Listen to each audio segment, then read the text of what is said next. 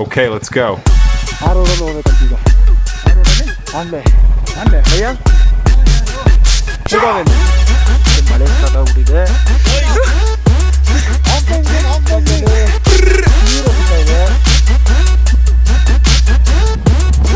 Hi hello ನಮಸ್ತೆ ಸ್ನೇಹಿತರೆ.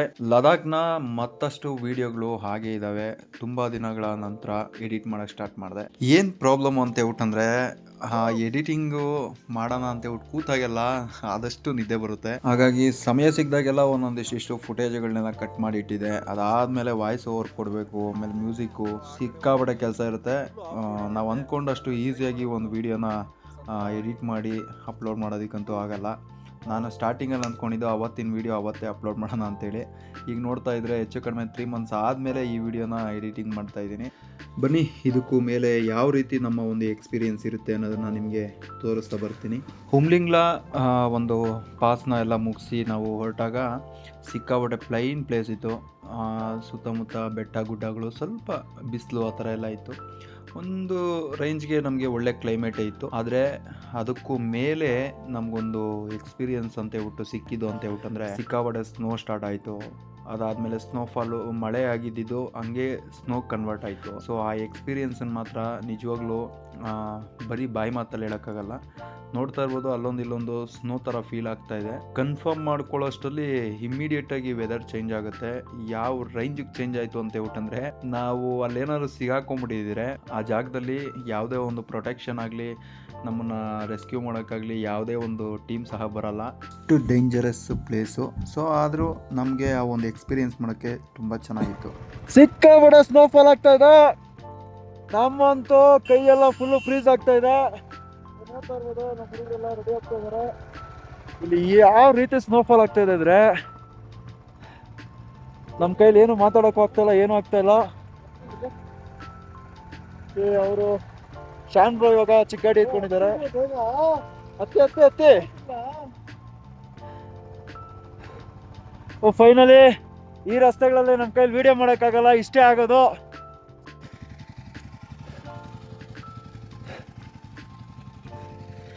Snowfall ಗಾಡಿ ಸ್ಟಾರ್ಟ್ ಆಗುತ್ತೋ ಇಲ್ಲ ಅಂತೂ ಗೊತ್ತಿಲ್ಲ, ಬಟ್ ಹೆವಿ ಸ್ನೋಫಾಲ್ ಆಗ್ತಾ ಇದೆ. ಏನಂದ್ರೆ ಹೆವಿ ರೈನ್ ಇದ್ದಿದ್ದು ಹಂಗೆ ಕನ್ವರ್ಟ್ ಆಗೋಯ್ತು ಸ್ನೋಫಾಲ್ಗೆ. ಇಲ್ಲಿ ಬಂದರೆ ಅಂತೂ ಹೂವು ಬಿದ್ದಂಗೆ ಬೀಳ್ತಾ ಇದೆ. ನೋಡ್ತಾ ಇರ್ಬೋದು ಯಾವ ರೀತಿ ಬೀಳ್ತಾ ಇದೆ ಅಂತ. ಏನೇ ಹೇಳಿ, ಈ ಥರದ್ದೊಂದು ಎಕ್ಸ್ಪೀರಿಯೆನ್ಸ್ ಮಾಡೋದಕ್ಕೆ ನಿಜವಾಗ್ಲೂ ಹೇಳ್ತೀನಿ, ಲೈಫಲ್ಲಿ ಒಂದು ಟೈಮು ಸಾಧ್ಯ ಆಗುತ್ತೆ. ಸೊ ಆ ಸಮಯ ಸಿಕ್ಕಿದಾಗ ನಾವು ಆದಷ್ಟು ಎಂಜಾಯ್ ಮಾಡಲೇಬೇಕು. ಅಲ್ಲಿ ನಮ್ಮ ಕೈಲಿ ಆಗಲ್ಲ, ಹಂಗೆ ಹಿಂಗೆ ಅಂದ್ಕೊಂಡು ಬರೋಕ್ಕಾಗಲ್ಲ. ಹಾಗೆ ಕೈ ತುಂಬ ಸ್ನೋ ಬೀಳ್ತಾ ಇದೆ, ನೋಡ್ತಾ ಇರ್ಬೋದು.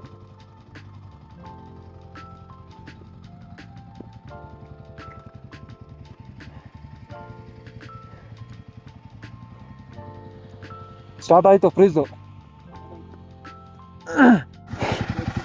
ಇದು ಇದೆಯಲ್ಲ ರೋಡು, ಆ ರೋಡಲ್ಲಿ ಹೋಗ್ಬೇಕಂತ ಈಗ. ಆ ರೋಡಲ್ಲಿ ಆನ್ಲೆ ಆ ರೋಡ್ ಅಂತ. ಆ ರೋಡಲ್ಲ ಅಂತ? ಹಾಂ ಬ್ರೋ ಸ್ಕಿಟ್ ಆಗಲ್ವಾ ಬ್ರೋ? 100% ಆಗುತ್ತೆ. ಅಲ್ಲ ಹೋಗೋದು ಹಿಂಗೆ ಹೋಗ್ಬಿಡೋಣ. ಅದು ಬೇರೆ ಕಡೆ ಚೈನಾ ಹೊಟ್ಟೋಗುತ್ತಂತೆ. ಚೈನಾ ಹೊಟ್ಟೋಗುತ್ತಾ? ಹಾಂ. ಆಫ್ ರೋಡ್ ಎಷ್ಟು ಕಿಲೋಮೀಟ್ರ್ ಐತೆ? ಒಂದು 5 ಕಿಲೋಮೀಟ್ರು. 5. ಈ ವಿಡಿಯೋ ಮಾಡಬೇಕಾದ್ರೆ ನನಗೆ ಆಗಿದ್ದ ಫೀಲಿಂಗ್ ಹೆಂಗಿತ್ತು ಅಂದರೆ ಎಕ್ಸ್ಪ್ಲೇನ್ ಮಾಡೋಕ್ಕಾಗ್ತಾ ಇರಲಿಲ್ಲ.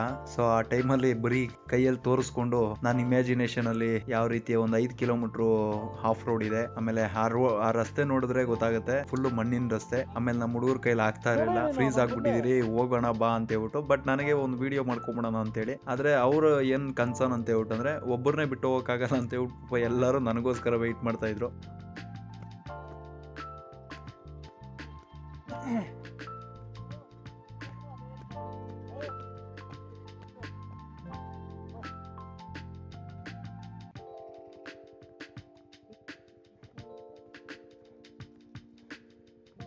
ಓಕೆ, ಸೈಡ್ ಆಯಿತು, ನಿಮ್ಮದು ವಿಡಿಯೋ ಆಯಿತು. ಒಂದು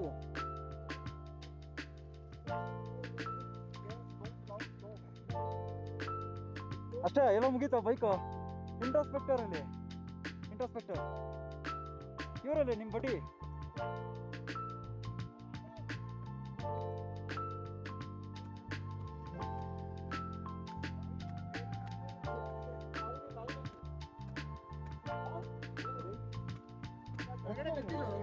ಬಂದಿದೆ ಅದಕ್ಕೆ ಫ್ರೀಸ್ ಆಗ್ತಾ ಇದೆ.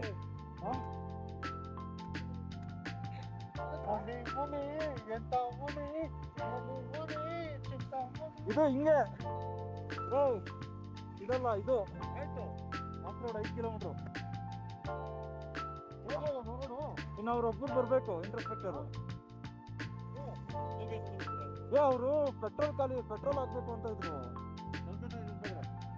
ಬರ್ತಾ ಇದ್ದಾರಾ?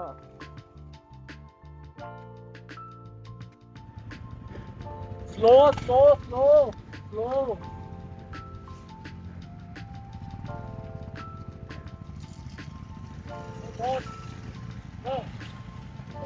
ಅದೇ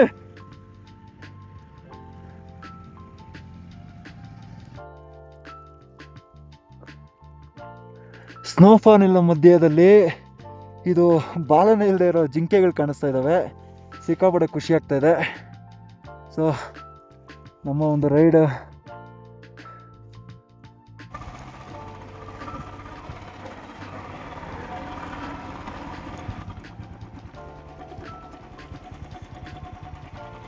ನಮ್ಮ ಬಡೀಸ್ ಎಲ್ಲ ಅಲ್ಲಿ ಹೋಗ್ತಾ ಇದ್ದಾರೆ. ಬಟ್ ನಾವು ಆಫ್ ರೋಡಿಂಗಲ್ಲಿ ನಿಧಾನ ವಿಡಿಯೋ ಮಾಡ್ಕೊಂಡು ಹೋಗ್ತಾ ಇದ್ದೀನಿ. ವಿಡಿಯೋ ಮಾಡೋದು ಸಿಕ್ಕಾಪಟ್ಟೆ ಟಫ್ ಇದೆ. ಆದರೂ ಸಹ ಈ ಒಂದು ವೆದರ್ಗೆ ಮತ್ತೆ ನಾವು ಬರ್ತಿರೋದ್ರು ಇದೊಂದು ಮೆಮೊರಿ ಬೇಕೇ ಬೇಕಲ್ವ ನಮಗೆ. ಮಳೆ ನಿಂತಿದೆ, ಸ್ನೋಫಾಲ್ ಎಲ್ಲ ನಿಂತಿದೆ. ಬಟ್ ಮೇಲ್ಗಡೆ ಸಿಕ್ಕಾಪಟ್ಟೆ ಸ್ನೋಫಾಲ್ ಆಯಿತು. ಮಳೆ ಕೆಳಗಡೆ ಮಳೆ ಆಗ್ತಾ ಇದ್ರೆ ಹಂಗೆ ಸ್ನೋಫಾಲ್ ಆಗಿ ಕನ್ವರ್ಟ್ ಆಗುತ್ತೆ ಹೈಟು ಹೋಗ್ತಾ ಹೋಗ್ತಾ. ಒಳ್ಳೊಳ್ಳೆ ಫೀಲು ಅನುಭವಿಸಿದ್ದೀರಿ. ನಮ್ಮ ಮಿಸ್ಟರ್ ಬಡ್ಡಿ ಅವರ ಗಾಡಿ ಹೋಗ್ತಾ ಇದೆ. ಸೊ ನಮ್ಮದು ಸಿಕ್ಕಾಪಟ್ಟೆ ಟಫ್ ಇದೆ. ನೋಡ್ತಾ ಇರ್ಬೋದು ರೋಡ್ ಹೆಂಗಿದೆ ಅಂತ ಹೇಳ್ಬಿಟ್ಟು. ಸಕ್ಕತ್ ಮಜಾ ಕೊಡ್ತಾ ಇದೆ. ಬಟ್ ಬ್ರೇಕ್ ಆಗಲಿ ಏನಾದ್ರು ಎಕ್ಸ್ಟ್ರಾ ಹೊಡೆದ್ರು ಸ್ಕಿಡ್ಡಾಗಿ ಬೀಳೋ ಚಾನ್ಸಸ್ ತುಂಬ ಇದೆ. ಆದರೂ ಪರವಾಗಿಲ್ಲ. ಒಂದು ಬಿದ್ದರೆ ಮಾತ್ರ ಇಲ್ಲಿ ಈ ಸ್ಪೀಡಲ್ಲಿ ಬಿದ್ದರೆ ಏನು ತೊಂದರೆ ಇಲ್ಲ. ಅಕಸ್ಮಾತ್ ಬ್ರೇಕ್ ಹಿಡಿದಲ್ಲೇ ಹಳ್ಳಕ್ಕೆ ಬಿದ್ದರೆ ಕಷ್ಟ. ನಾನು ಫಸ್ಟ್ ಗೇರ್ಗೆ ಹಾಕ್ಬಿಟ್ಟು ಆರಾಮ್ಸೆ ಹೋಗ್ತಾ ಇದ್ದೀನಿ, ಏನು ತೊಂದರೆ ಇಲ್ಲ. ಪಾಪ ನಮ್ಮ ಮಿಸ್ಟರು ಇವರು ಶಾನ್ರು ಮಾತ್ರ ಪಾಪ ಗಾಡಿ ಸಿಸ್ಟಮೆಟಿಕ್ಕು ಸ್ವಲ್ಪ ಕಷ್ಟ ಇದೆ. ಈ ಟರ್ನಿಂಗ್ಗಳಲ್ಲಿ ನನಗೂ ಸ್ವಲ್ಪ ರಿಸ್ಕ್ ಅನಿಸುತ್ತೆ. ಆದರೂ ಏನೋ ಒಂದು ನೋಡಿ ಹಿಂಗೆ ಸೀದಾ ಹೋಗ್ಬಿಟ್ರೆ ಹಾಗೇ ಹೊರಟೋಗ್ತೀನಿ. ನಾನು ಹುಡ್ಕೊಂಬರೋಕ್ಕೆ ಟೀಮ್ ಬರ್ಬೇಕು. ಇಲ್ಲ ಅಂದರೆ ನಮ್ಮ ಹುಡುಗರು ಅಲ್ಲಿ ಬರ್ತಾ ಇರ್ತಾರೆ, ಅಲ್ಲೆಲ್ಲ ಹೋಗ್ತಾ ಇರ್ತಾರೆ, ಆ ರೋಡಲ್ಲಿ ಹೋಗ್ತಾ ಇರ್ತಾರೆ. ಅವರು ಸಿಗ್ತೀನಿ. ಮತ್ತೆ ಕಾಲಲ್ಲಿ ಒಳಗಡೆ ಐಸ್ ಆಗ್ತಾ ಇದೆ. ಸಿಕ್ಕಾಪಟ್ಟೆ ಖುಷಿ ಆಗ್ತಾ ಇದೆ ಮಾಡಿ.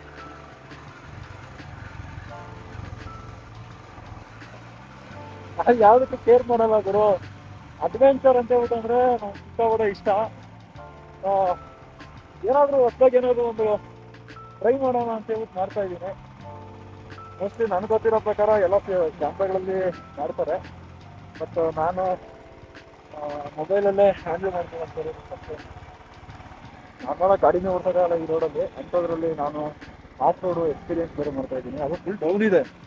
ಅಪ್ಪಿದ್ರೆ ಏನು ತೊಂದರೆ ಇಲ್ಲ, ಒಂದು ಗೇರ್ ಹಾಕ್ಬಿಟ್ಟು ಆರಾಮ್ಸೆ ಹೋಗ್ತಾರೆ. ನಾವು ಡೌನು ಬ್ರೇಕ್ ಹಿಡಿತಾನೆ ಇರಬೇಕು ಪದೇ ಪದೇ. ಸೊ ಅದೊಂದು ಸ್ವಲ್ಪ ರಿಸ್ಕ್ ಆಗುತ್ತೆ. ಅಂಥರ ಯಾರು ಟ್ರೈ ಮಾಡೋಕ್ಕೆ ಹೋಗ್ಬೇಡಿ. ಇದು ನನಗೂ ಮತ್ತು ನಮ್ಮ ಗಾಡಿಗೂ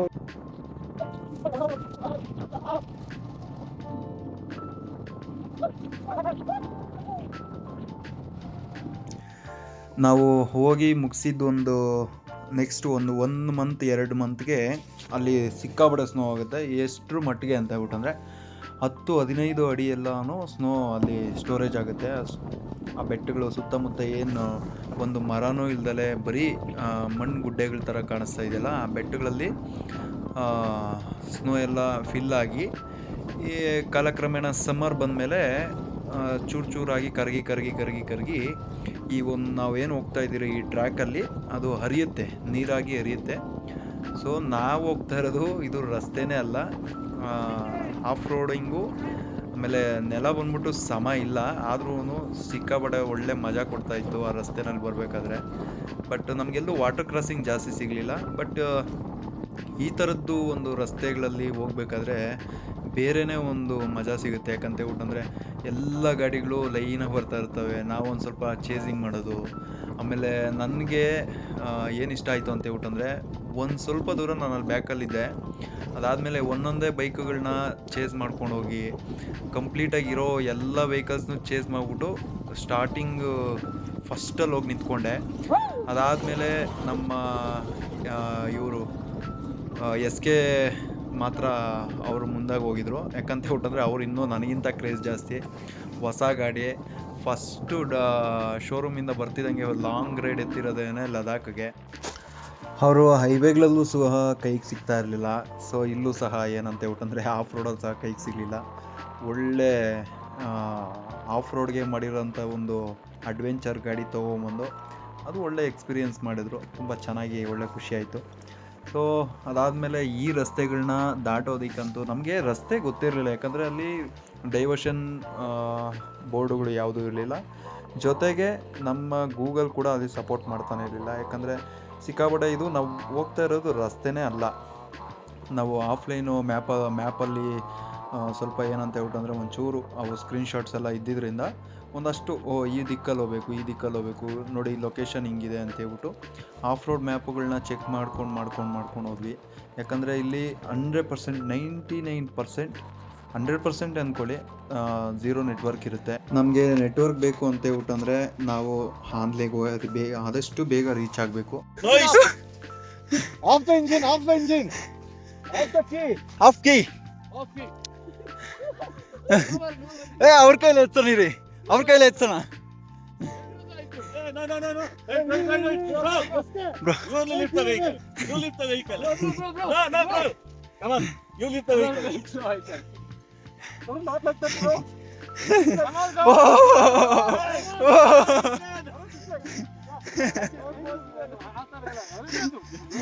ನಮ್ದು ಇಲ್ಲಿ ಆಯ್ಕೊಳ್ಳೋದಿಕ್ಕೆ ಕಾಯ್ಕೊಂಡಿತ್ತು. ವೇಟ್ ಸ್ಟ್ಯಾಂಡ್ ಹಾಕಿ, ಸ್ಟ್ಯಾಂಡು ಸೈ ಸ್ಟ್ಯಾಂಡ್. ಹಾಂ, ಫುಲ್ ಎಸ್.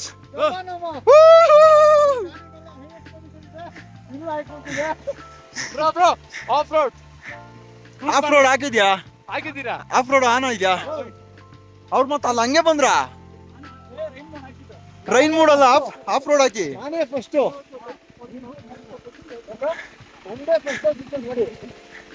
ನಮ್ಮಿಬ್ಬರದು ಭಯಾನಕ ಇತ್ತು ರೇಸು.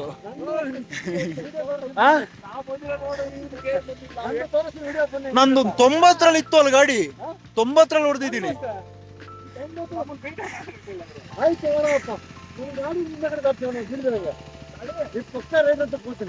ಈ ರೋಡಲ್ಲಿ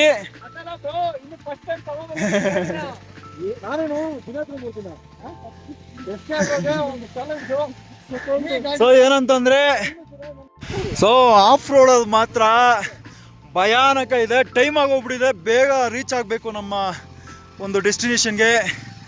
ಇಲ್ಲಿ ನೈಟ್ ಆಗ್ಬಿಟ್ರೆ ಏನು ಅಂದರೆ ಏನೂ ಗೊತ್ತಾಗಲ್ಲ. ಸೊ ಫಸ್ಟ್ ಬೋಣಿ ನಮ್ಮ 450 ಗಾಡಿಗಾಗಿದೆ. ನೆಕ್ಸ್ಟು ನೋಡಬೇಕು, ನಮ್ದೆಲ್ಲ ಜಸ್ಟ್ ಮಿಸ್ಸು.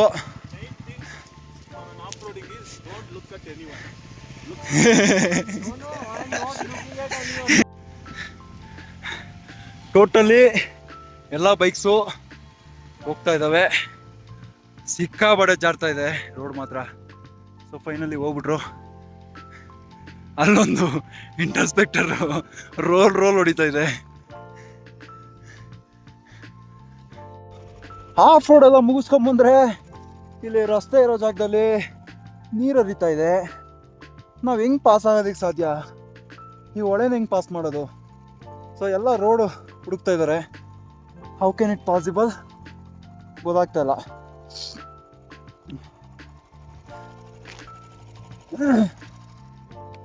ಇದ್ರೊಳಗಡೆ ಹೋದರೆ 100% ರೋಡು ನಮ್ಮ ಗಾಡಿಗಳೆಲ್ಲ ಅಧ್ವಾನ ಆಗುತ್ತೆ. ಕೂತ್ಕೊಬೋದು. ಯಾಕಂತ ಹೇಳ್ಬಿಟ್ಟಂದರೆ ಈ ಒಂದು ಸಾಯಿಲು ಗಟ್ಟಿ ಏನೋ ಕಾಣಿಸ್ತಾ ಇದೆ, ಬಟ್ ಕನ್ಫರ್ಮಾಗಿ ಗೊತ್ತಿಲ್ಲ. ಅಲ್ಲಿ ಜಾಸ್ತಿ ಹರಿತಾ ಇದೆ, ಆಗಲ್ಲ ಅಲ್ಲಿ. ಏನು ಮಾಡೋದು ಅಂತ ಗೊತ್ತಿಲ್ಲ.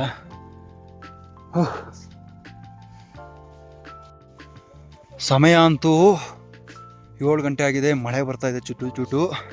ಫುಲ್ ಆಫ್ ರೋಡ್ ಒಳಗಡೆ ಬಂದ್ಬಿಟ್ವಿ. ರಾಮ್ರಥ ಮತ್ತು ನಮ್ಮ ಎಸ್ ಕೆ ಬ್ರೋ ಅವ್ರದ್ದು ಸ್ಟ್ರಕ್ ಆಗಿದೆ. ಸೊ ಅವ್ರ ಗಾಡಿಗಳು ಪಾಸ್ ಆಗಬೇಕು ಅಂತ ಹೇಳ್ಬಿಟ್ಟಂದರೆ ಸ್ವಲ್ಪ ಪುಷ್ ಕೊಡಬೇಕು.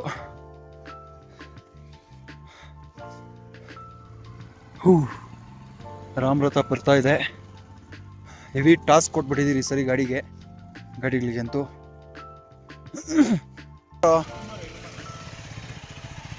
ಸೊ ಒಂದು 7-7:30 ಆಗ್ತಾ ಇರೋ ಒಂದು ಪದ್ಧತಿ, ಆದರೂ ಎಂಜಾಯ್ಮೆಂಟ್ ಆಗಿದೆ.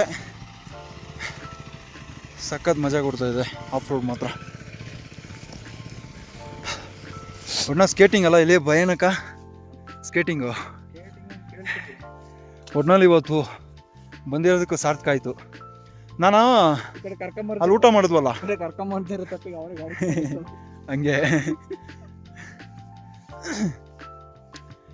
ಒಟ್ನಲ್ಲಿ ಇವತ್ತು ಸಿಕ್ಕಾಬಿಡೋ ಒಳ್ಳೆ ಎಕ್ಸ್ಪೀರಿಯೆನ್ಸ್ ಆಯ್ತು ಬ್ರೋ. ಒಂದು ಸ್ನೋಫಾಲ್ 2 ಸರಿ ಸಿಕ್ಕಿದ್ದು, ಅದರಲ್ಲಿ ಆ ಥರ ಸ್ನೋಫಾಲ್ ಸಿಕ್ಕಿದ್ದು ಫಸ್ಟ್ ಟೈಮು. ಹೂವು ಹತ್ತಿ ಬಿದ್ದಂಗೆ ಬೀಳ್ತಾ ಇದೆ ಕೆಳಗಡೆ. ಅದಾದಮೇಲೆ ಸಿಕ್ಕಾಬಿಡೆ ಆಫ್ ರೋಡ್ ಮಾತ್ರ ಮಸ್ತ್ ನಂದೆ. ರೈಟ್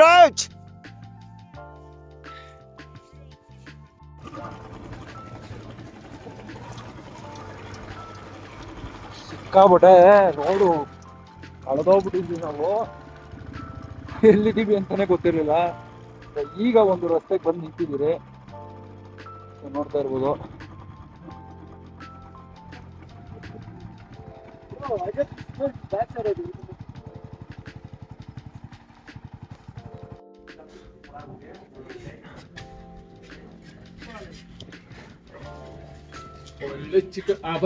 ಇದು ಕೂಡ ನಮ್ಮ ಅತ್ತಿಬೆಲೆಯವರೇ, ಮೋಹನ್ ರೆಡ್ಡಿ ಅಂತ ಹೇಳ್ಬಿಟ್ಟು. ಸೊ ನಾವೆಲ್ಲ ಒಂದೇ ಕಡೆ ಇದ್ದೀವಿ. ನಮ್ಮ ಹಳೇ ಜಿಮ್ ಓನರು ಇವರು. ಹಾ ಭಯ್ಯ, पूगा वैली. हाँ बंद है किधर? रिस्की है अभी, बारिश हो रहा है वहाँ पर भी. कितने बाइक है टोटल? 4 5 7 बाइक है. 7 बाइक. हाँ. ಸೊ ಈಗ ಪೂಗಾ ವ್ಯಾಲಿಗೆ ಹೋಗ್ತಾ ಇದ್ದೀವಿ. ಸೊ ನೋಡ್ತಾ ಇರ್ಬೋದು ರಸ್ತೆನಲ್ಲಿ ಕುದುರೆಗಳನ್ನೆಲ್ಲ ಹೊಡ್ಕೊಂಡು ಹೋಗ್ತಾ ಇದ್ದಾರೆ. ಬಟ್ ಇಲ್ಲಿ ನೋಡಿ, ಅವನು ಒಂದು ಸಿಗ್ನಲ್ಗೆ ಎಲ್ಲ ನಿಂತ್ಕೊಂಡು ಹೋಗುರು, ಸಕ್ಕತ್ತಾಗಿದ್ದಾವೆ. ಸೊ ಈ ಬ್ರಿಡ್ಜ್ ಕ್ರಾಸ್ ಮಾಡ್ಕೊಂಡು ಹೋಗ್ಬೇಕು. ಇದು ಆಲ್ಮೋಸ್ಟ್ ಸೇಫ್ಟಿ ಇಲ್ವೇ ಇಲ್ಲ. ಸೊ ನೋಡಬೇಕು, ಏನು ಬ್ರಿಡ್ಜ್ ಏನೋ ಬಂದ್ ಮಾಡ್ತಾ ಇದ್ದಂಗಿದ್ದಾನೆ ಅವನು, ಏನು ಮಾಡ್ತಾ ಇದ್ದಾನೆ ಗೊತ್ತಿಲ್ಲ. ಸೊ ಹಿಂಗೆ ಹೋಗ್ಬೇಕು. ಏನೋ ಹುಡುಗಿ ಗಾಯ ಅಂತ ಇದ್ದೀರಾ ಅವರಲ್ಲಿ?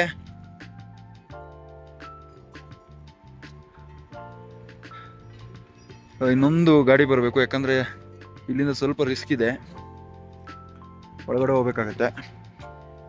ಸೊ ಹಂಗಾಗಿ ಸೊ ಇವರು ಸಹ ಬಂದರು, ಮಿಸ್ಟರ್ ಬಡ್ಡಿ ಅವರು. ಸರಿ ಹೋಗಿ ಲೆಫ್ಟು.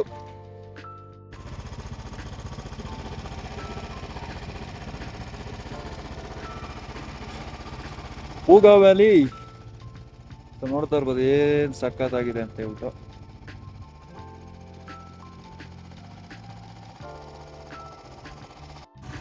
ಪೂಗಾ ವ್ಯಾಲಿ ಇದಿಷ್ಟೇ, ಏನಿಲ್ಲ, ಟೆಂಟ್ ಗಿಂಟ್ ಹಾಕ್ಕೊಂಡು ಒಂದು ಫೋಟೋಗ್ರಫಿ ಮಾಡ್ಕೊಂಡು ಹೋಗ್ತಾ ಇರ್ಬೋದು. ಬಟ್ ಮಳೆ ಇರೋದ್ರಿಂದ ಇನ್ನೇ ಡಿಲೇ ಆಗ್ತದೆ. ಆಲ್ರೆಡಿ ಹೇಗೆ ಕೊಡೋದೇ ಮಾಡ್ಬಿಟ್ಟು ಎಲ್ಲ ಅದರಿಂದ ಮಾತಾಡ್ತಾ ಇದ್ದೀರಿ. ಇದು ಪೂಗಾ ವ್ಯಾಲಿ ಆಗಿತ್ತು. ಏನಂತ ಎಂಜಾಯ್ ಮಾಡೋದಕ್ಕೂ ಆಗಿಲ್ಲ. ಗಾಡಿ ಹೊರಗಡೆ ಬಿಡ್ಬೋದಾಗಿತ್ತು, ನಿನ್ನೆಲ್ಲ ಆಲ್ರೆಡಿ ಆಫ್ ರೋಡ್ ಆಗಿರೋದಕ್ಕೆ ಹೋಗಿಲ್ಲ. ಹೋಗ್ತಾ ಇದ್ದೀವಿ, ಡಿಸ್ಕಷನ್ ಮಾಡ್ಕೊಂಡೇ ಹೋಗ್ತಾ ಇದ್ದಾರೆ.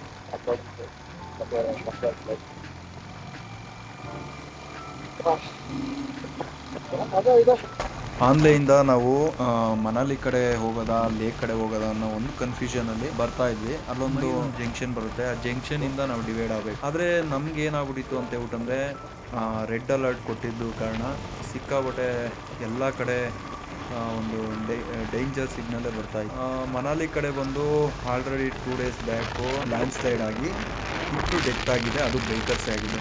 ನಮಗೆ ಅದೆಲ್ಲೋ ಒಂದು ಕಡೆ ಲ್ಯಾಂಡ್ ಸ್ಲೈಡ್ ಆದಾಗ ಯಾರು ಎಷ್ಟು ಎಂಥ ಎಕ್ಸ್ಪರ್ಟು ಇದಾದ್ರೂ ಪ್ರಕೃತಿ ಮುಂದೆ ಯಾರು ಏನು ದೊಡ್ಡವರಲ್ಲ. ರಿಸ್ಕ್ ಏನಕ್ಕೆ ಅಂತೇಳಿ ಮತ್ತೆ ನಾವು ಲೇ ಕಡೆನೇ ಬರ್ತೀವಿ. ಯಾಕಂದರೆ ಲೇ ರಸ್ತೆ ಸ್ವಲ್ಪ ತಕ್ಕ ಮಟ್ಟಿಗೆ ಪರವಾಗಿಲ್ಲ. ಯಾಕಂತ ಹೇಳ್ಬಿಟ್ಟಂದ್ರೆ ಅಲ್ಲಿ ಮೈನ್ ಸಿಟಿ ಇದೆ.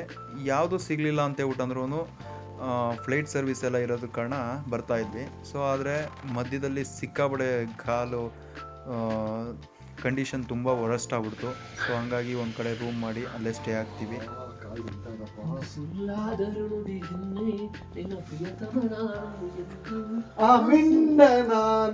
ಹಬ್ಬಾ ಸಿಕ್ಕಾಬಡೆ ಸ್ನೋಫಾಲ್ ಆಗ್ಬಿಟ್ಟು ಎಲ್ಲರೂ ಕೈ ಕಾಲು ಎಲ್ಲ ಫ್ರೀಸ್ ಆಗ್ಬಿಟ್ಟಿದೆ. ನೋಡಿ ಹೆಂಗಿದೆ ಅಂತ ಹೇಳ್ಬಿಟ್ಟಂದ್ರೆ ಬ್ರೋ ಮಾತ್ರ ಫುಲ್ ಚಿಲ್ ಮಾಡ್ತಾ ಇದ್ದಾರೆ. ನಾವು ಅವ್ರು ಮುಂಚೆ ಬಂದಿದ್ರು, ನಾವೊಂದು ಅರ್ಧ ಗಂಟೆ ಲೇಟ್ ಆಯ್ತು. ಈಚೆ ಕಡೆ ಫುಲ್ಲು ಸ್ನೋಫಾಲ್ ಆಗ್ತಾ ಇದೆ. ಇಮ್ಯಾಜಿನ್ ಮಾಡ್ಕೊಳಕ್ ಆಯ್ತಾ ಇಲ್ಲ. ನಮ್ಮ ಅಪ್ರಾಜಿತ್ ಬೇರೆ ಒಬ್ಬನೇ ಹೋಗ್ಬಿಟ್ಟಿದ್ದಾನೆ. ನಮ್ಗೆ ಒಂಥರ ಪುಕ ಪುಕ ಅಂತ ಇದೆ. ಸೊ ಏನು ಮಾಡೋಕ್ಕಾಗಲ್ಲ. ಒಬ್ಬೊಬ್ರು ಈ ಒಂದು ಕಂಡೀಷನಲ್ಲಿ ಗಾಡಿ ಓಡಿಸೋದೇ ತುಂಬ ಕಷ್ಟ ಇದೆ. ಅಂಥದ್ರಲ್ಲಿ ನಾವೊಂದು ಬ್ರೇಕ್ ತಗೊಂಡು ಮುಂದೆ ಬಂದ್ವಿ. ಆದರೆ ನಮ್ಮ ಜೊತೆ ಬಂದಿದ್ದ ಒಬ್ಬನೇ ಹೋಗ್ಬಿಟ್ಟಿದ್ದಾನೆ. ಏನಕ್ಕೆ ಅಂತ ಹೇಳ್ಬಿಟ್ಟಂದ್ರೆ ಕಾಲು ಆಲ್ರೆಡಿ ಫ್ರೀಸ್ ಆಗ್ಬಿಟ್ಟಿದೆ. ನೆಕ್ಸ್ಟ್ ಇನ್ನೊಂದು 5-10 ಕಿಲೋಮೀಟ್ರಲ್ಲಿ ಎಲ್ಲ ಇದೆ, ಟೀ ಶಾಪ್ಸ್ ಎಲ್ಲ ಸಿಗುತ್ತೆ ಅಂತ ಹೇಳ್ಬಿಟ್ಟು ಅವನೇನು ಮಾಡಿದ್ದಾನೆ, ಇಲ್ಲೆಲ್ಲ ಕೂತ್ರೆ ಆಗಲ್ಲ ಅಂತ ಹೇಳ್ಬಿಟ್ಟು ಡೈರೆಕ್ಟಾಗಿ ಹೋಗಿದ್ದಾನೆ. ಸೊ ನನ್ನ ಕಂಡೀಷನ್ ಹೆಂಗಿತ್ತು ಆ ಟೈಮಲ್ಲಿ ಅಂತ ಹೇಳ್ಬಿಟ್ಟಂದ್ರೆ ಕಂಪ್ಲೀಟಾಗಿ ಕಾಲು ಅದಕ್ಕೆ ಆಗ್ತಾ ಇರಲಿಲ್ಲ, ಅಷ್ಟು ಕಂಡೀಷನ್ ಹೊರಷ್ಟಿತ್ತು. ಆದರೆ ಆ ಕಂಡೀಷನಲ್ಲಿ ಅವನು ಹೋಗಿರೋದಕ್ಕೆ ನನಗಂತೂ ಒಬ್ಬನೇ ಹೋಗ್ಬಿಟ್ಟಿದ್ದಾನೆ. ಆಮೇಲೆ ಈ ಒಂದು ಕಂಡೀಷನಲ್ಲಿ ಗಾಡಿ ಸ್ಲಿಪ್ ಆಗಿ ಬಿತ್ತು ಅಂದರೆ ನಾವು ಎದ್ದು ನಿಂತ್ಕೊಳ್ಳೋದಕ್ಕೂ ಕಷ್ಟ ಆಗುತ್ತೆ. ಅಂಥದ್ರಲ್ಲಿ ಬಿದ್ದಾಗ ಗಾಡಿ ಎತ್ತೋದು ಇವೆಲ್ಲ ಸಿಕ್ಕಾಬಡೆ ರಿಸ್ಕು. ನಾನು ಇವೆಲ್ಲ ತಲೆಯಲ್ಲಿ ಓಡಿ ಆ ರಸ್ತೆನಲ್ಲಿ ಬರ್ಬೇಕಾದ್ರೆ ಪ್ರತಿಯೊಂದು ದಿಕ್ಕಲ್ಲೂ ನೋಡ್ತಾ ಇದ್ದೀನಿ, ಎಲ್ಲಾದರೂ ಕೂತಿರ್ಬೋದಾ, ಎಲ್ಲಾದರೂ ವೆಯ್ಟ್ ಮಾಡ್ತಾ ಇರ್ಬೋದಾ ಅಂತೇಳಿ. ನಮ್ಮ ಅದೃಷ್ಟ ಏನಂತ ಹೇಳ್ಬೇಕಂದ್ರೆ ಹೋಗಿ ಒಂದು ಒಳ್ಳೆ ಜಾಗದಲ್ಲಿ ರೆಸ್ಟ್ ಮಾಡ್ತಾ ಇದ್ದ. ತುಂಬ ಸಮಾಧಾನ ಆಯ್ತು ಅವಾಗ. ಅಲ್ಲಿ ಅವನಿಗೆ ಒಳ್ಳೆ ಅಜ್ಜಿ ತಾತ ತುಂಬ ಸಪೋರ್ಟ್ ಮಾಡಿದ್ರು ಆ ಲೋಕಲಿಟ್ಸು. ಅವನಿಗೆ ಬೆಡ್ಶೀಟ್ ಹೊದಿಸಿ ಆಮೇಲೆ ಕೈ ಕಾಲೆಲ್ಲ ಅವರು ಉಜ್ಜಿ ತುಂಬ ಸಪೋರ್ಟ್ ಮಾಡಿ ಅವನನ್ನು ರೆಡಿ ಮಾಡಿದ್ರು ಅಷ್ಟೊತ್ತು ಆಲ್ರೆಡಿ. ಆದರೆ ಅವ್ನು ಇವತ್ತು ನೈಟ್ ಇಲ್ಲೇ ಸ್ಟೇ ಆಗ್ತೀನಿ, ನಾನು ಬರಲ್ಲ ಅಂತ ಹೇಳ್ತಾ ಇದ್ದ. ಆಮೇಲೆ ಅವರೇ ಹೇಳಿದ್ರು ಇಲ್ಲಿ ಹೈ ಆ್ಯಟಿಟ್ಯೂಡ್ ಇದೆ, ಉಸಿರಾಡೋಕ್ಕೆ ತುಂಬ ಕಷ್ಟ ಆಗುತ್ತೆ, ಜಾಗ ಬಿಟ್ಬಿಡಿ ಅಂತ ಹೇಳ್ಬಿಟ್ಟು ಅವರೇ ರಿಕ್ವೆಸ್ಟ್ ಮಾಡಿಕೊಂಡು ನಾವು ಮತ್ತೆ ಲೇನಲ್ಲಿ ನಮ್ಮದು ರೆಗ್ಯುಲರ್ ಕಾರು ಅಂತ ಹೇಳ್ಬಿಟ್ಟು ಒಂದು ಜಾಗ ಇದೆ, ಮತ್ತೆ ಹೋಗಿ ಅಲ್ಲೇ ಸ್ಟೇ ಆಗಿಬಿಡ್ತೀವಿ. ಯಾಕಂತ ಹೇಳ್ಬಿಟ್ಟಂದರೆ ನಮಗೆ ಅಲ್ಲಿ ಕಂಫರ್ಟಬಲ್ ಇದೆ, ಪ್ಲಸ್ ತುಂಬ ಒಳ್ಳೆ ಅಕಾಮಿಡೇಷನ್. ಇದಿಷ್ಟು ಈ ವಿಡಿಯೋದ ಸಾರಾಂಶ ಆಗಿತ್ತು ಸ್ನೇಹಿತರೆ. ಮತ್ತಷ್ಟು ವಿಡಿಯೋಗಳು ಇದ್ದಾವೆ, ಅವನ್ನ ನೆಕ್ಸ್ಟ್ ವಿಡಿಯೋದಲ್ಲಿ ನೆಕ್ಸ್ಟ್ ಪಾರ್ಟಲ್ಲಿ ತೊಗೊಂಬರ್ತೀನಿ. ಟೇಕ್ ಕೇರ್, ಬಾಯ್.